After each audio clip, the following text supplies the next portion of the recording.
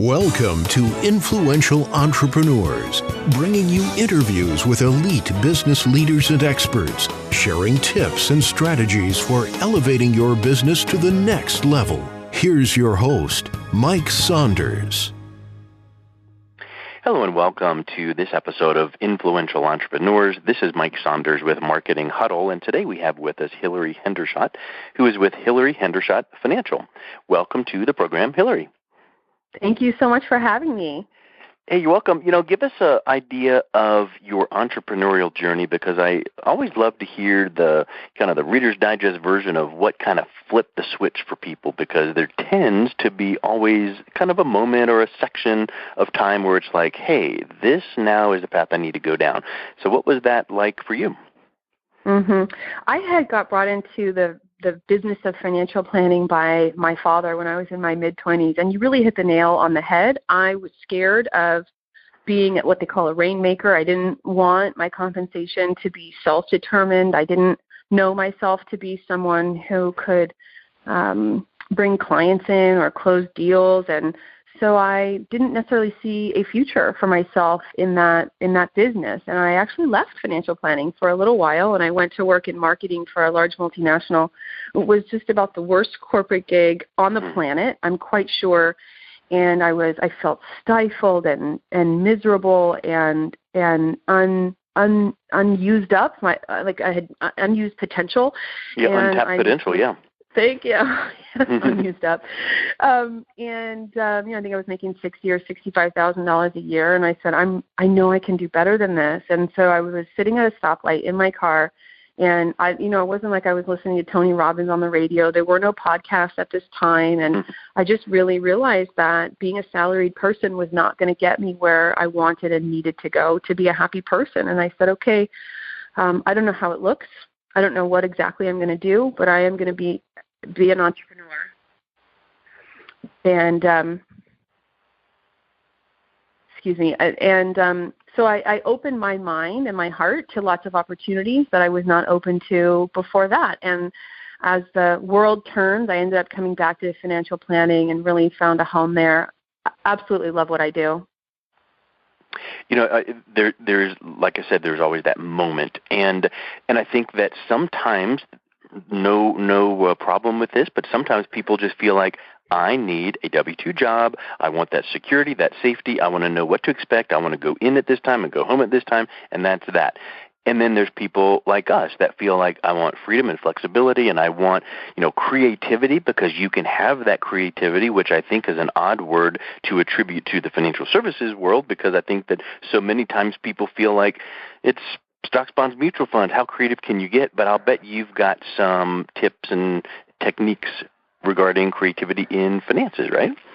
Well, I really think so, and ultimately, right. The core of what someone comes to a financial advisor for is often a retirement portfolio, stocks and bonds. And you're right, that's very analytical. It's very dry. It's very binary. But how you meet the customer, how you speak to that person, how you engage with that person, how you draw out that person's values and priorities, and how you coach and advise that person to best fulfill on their priorities and values, regardless of the balance of the retirement account.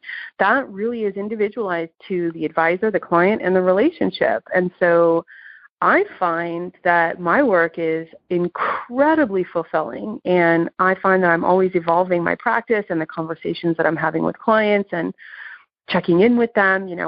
How is this? How's your life? And really setting my mind about having their lives be happy, fulfilled lives. So I see it as an opportunity for if you are independent and not subject to a lot of the rules and regulations that a lot of people are when they work for these larger organizations. But I am an independent advisor, and so I'm my own compliance officer, and I find infinite creativity is possible.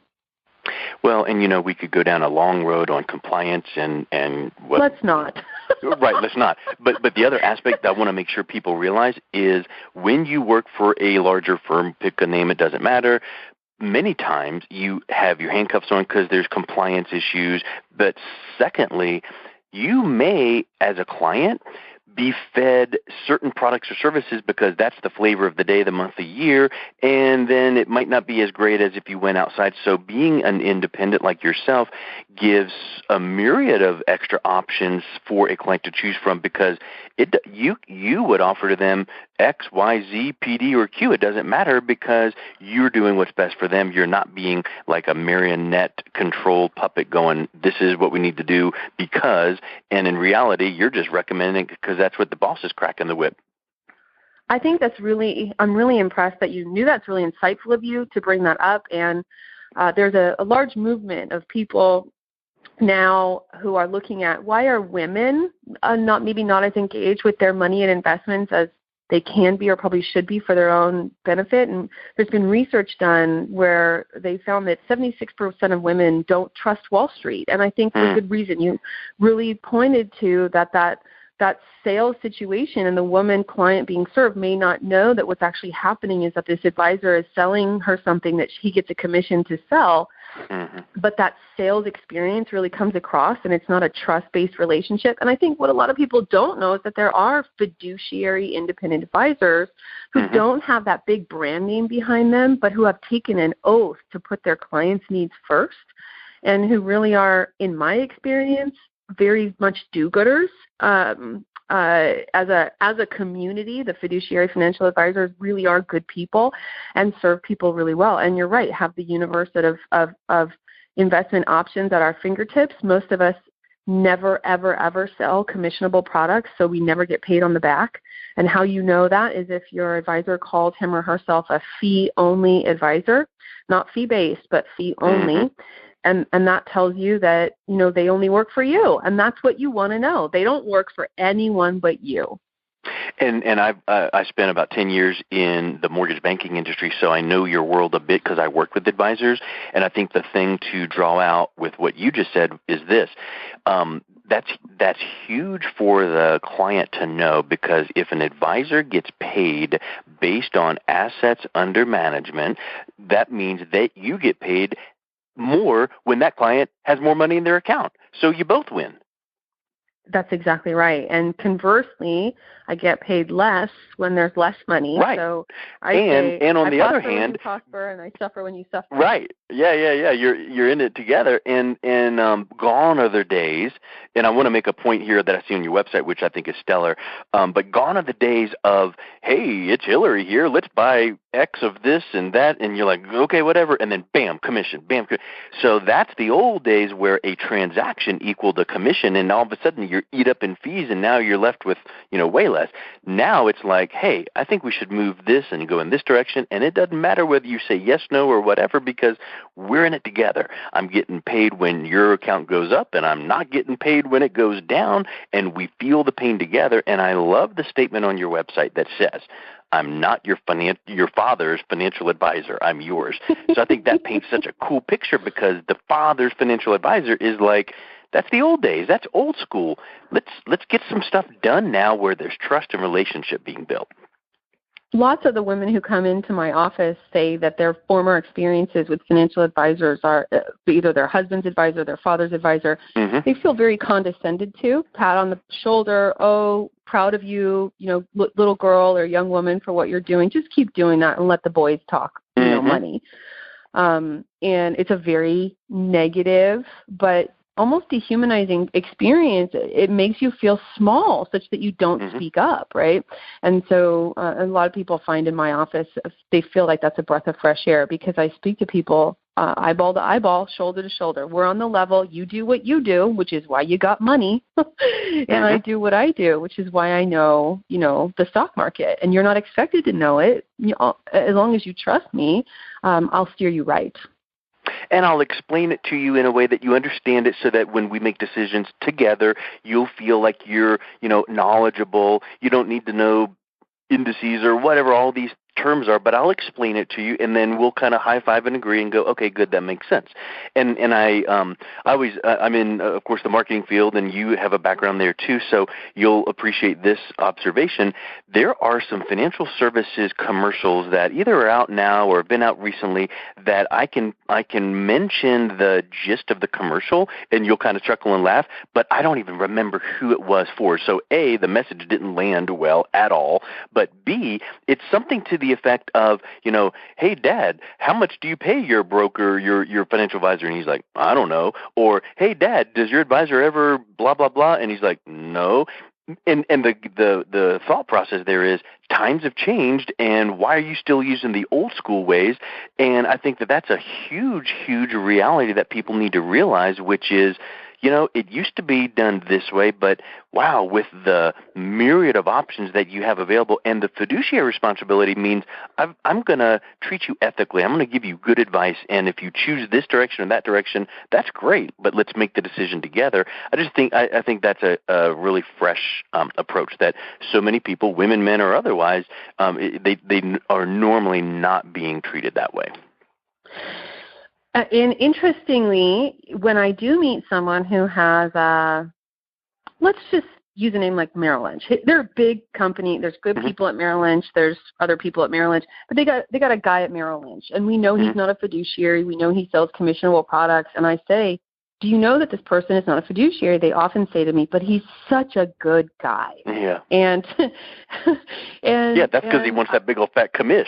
I know, I get he's a good guy, but he's also selling you house products that he earns a commission on. So the question is, is your investment portfolio lining your pocket or your advisor's pocket? Yeah. And I think it should be yours. Hey, I've got a question for you, and this will be your last question. We'll wrap up. But I don't know what your answer will be, but in some industries there is a kind of a opportunity for like a second look, or like, hey, give me an estimate for whatever, product or service, and I'll compare it and just see if there's an opportunity to go with us. Do you have the ability to look at a client's portfolio, however their advisor currently is, and do a comparison and say, you know what, you're good to go. I can't do anything better. Or, if we had this, and this in place, I could help cut fees or get you this or that. Do you offer kind of like a comparison or a second look? I absolutely do. It takes kind of a minimum amount of assets to do that. I do that on a complimentary basis, or we could engage for a fee, and I'm able to show people, okay, this is where your current asset class, this is where your current diversification is. I actually can see how much the underlying investments cost, which of their funds have 12B1 fees, so front-end fees, back-end fees. And I can, in most cases, get a sense of what the underlying transaction costs. People are floored often at how often their mutual fund manager is trading stocks and how much of their wealth that is being churned out. Yes. Yeah. And to your point, without getting detailed, you probably could do like the analysis, but then if you wanted to give recommendations now, there might be a fee for a plan or whatever. But the point is you could at least point out and go, red, yellow highlighter here, yellow highlighter here. Did you realize this? Do you know what this really means? Hey, I'm not going to say you need to do one thing or the other than the fact that you need to realize these things are happening. And so if someone would like to have that second look, just that quick analysis just for them to consider, what's the best way they could reach out to you, kind of learn a little bit more, maybe kind of see how you operate to see if that might be a good fit for them? Sure. A couple ways. If you're a radio listener and you like podcasts, I do have a podcast called Profit Boss Radio. But if you want to reach out specifically to me, find me at hilaryhendershott.com. My first name has one L, and my last name has two T's, hilaryhendershott.com. Excellent. I'll make sure that's in the show notes. And then, of course, love podcasts. So make sure you go and find Profit Boss Radio, and you can listen to Hilary's podcast. And thank you so much for your time, Hilary. It's great to get to know you and know your strategies. And I love how you have this approach because it really just feels like it is a great fit for a lot of people. Well, thanks for bringing your wisdom to the table. I really enjoyed this conversation. You've been listening to Influential Entrepreneurs with Mike Saunders. To learn more about the resources mentioned on today's show or listen to past episodes, visit www.influentialentrepreneursradio.com.